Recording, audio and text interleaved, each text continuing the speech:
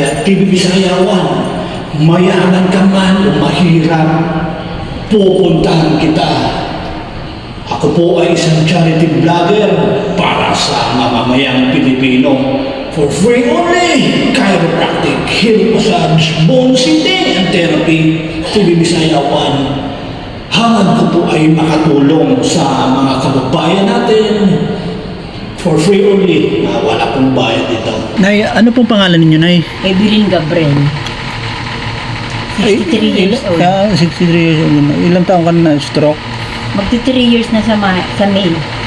Bakit ka na-stroke, Nay? Ano pong dahilan? Hintas ang dugo, tapos stress. Po pala na hanap talagang bayan. Maraming salamat po.